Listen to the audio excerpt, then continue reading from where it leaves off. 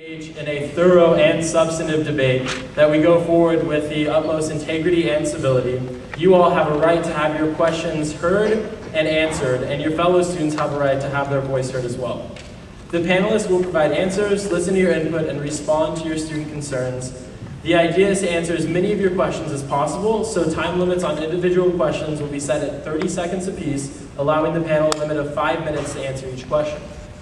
We appreciate your attendance and the chance to engage the administration on this issue of incredible magnitude in our lives, and we look forward to an evening of information and idea exchange that hopefully will carry us closer to solutions for Cal's financial crisis.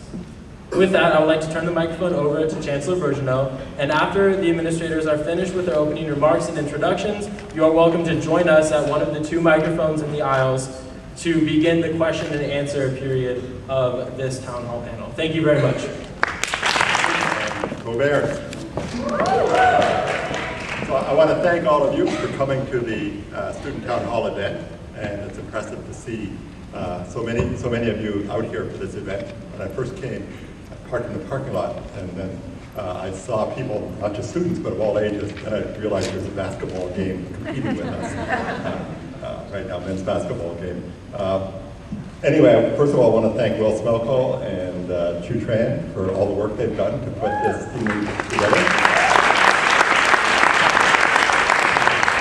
And as Will said, and I think all of you know, and I'll try and detail that for you, as will my colleagues, that we're facing unusually difficult economic times at a university that's renowned for its academic excellence.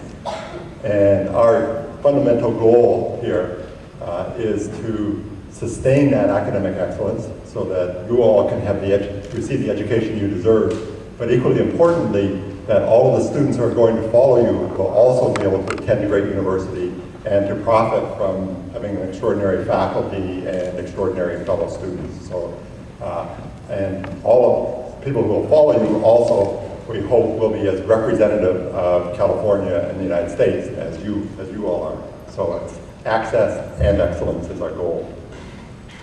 So, why are we in such a challenging situation without casting blame on the governor or any individual? The dilemma is actually pretty straightforward, which is that we entered this academic year with a shortfall in funding of $150 million, which, if you translate that into student fees, is an extraordinary amount of money. 30 million of that is unfunded mandates, which we've been facing for a while, like, for example, the Sacramento not providing us the funds to pay for increasing costs of heat and electricity, etc. And so these are what we call unfunded mandates, and I'll come back to this later. In addition, until May, 2,500 of you were unfunded, which is that we were 2,500 students over our target enrollment, and the state has provided 0 funds for 2,500 students. And so that's a very substantial amount of money, as you can understand, $25 million actually. Okay. So then, however, besides this $30 million unfunded mandate, in January, February, in that time frame, there was an additional, I guess, about 35 million, right, George?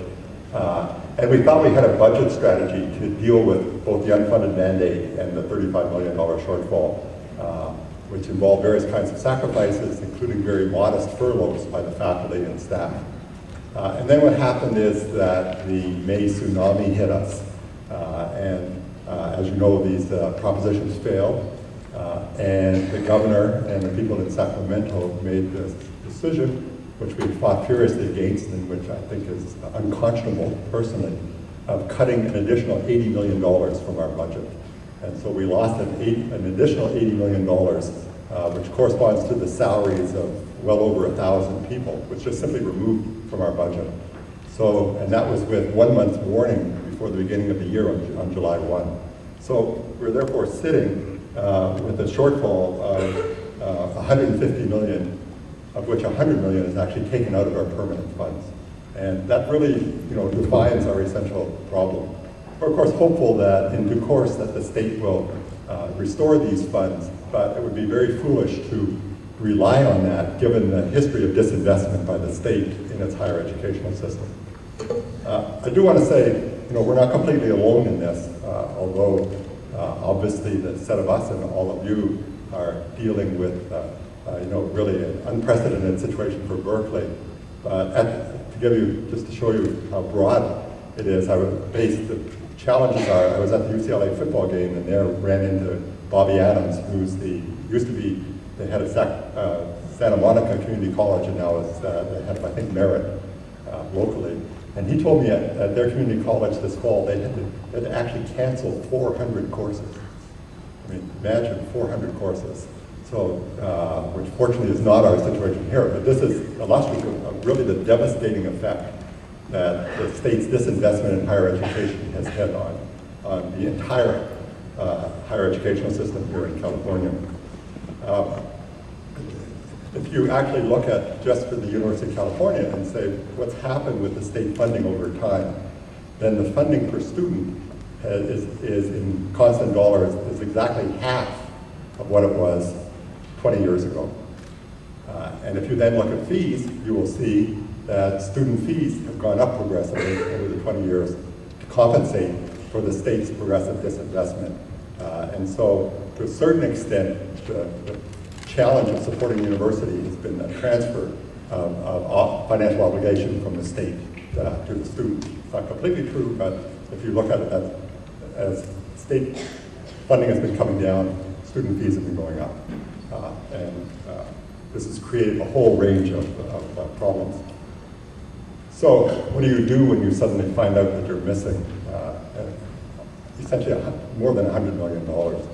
First of all, I can tell you as Chancellor, since we only learned this really in the end of May, it ruins your summer vacation, since I spent my entire summer vacation emailing back and forth with George and with Nathan and with Frank, et cetera, trying to figure out a strategy of how we were ever going to deal with this.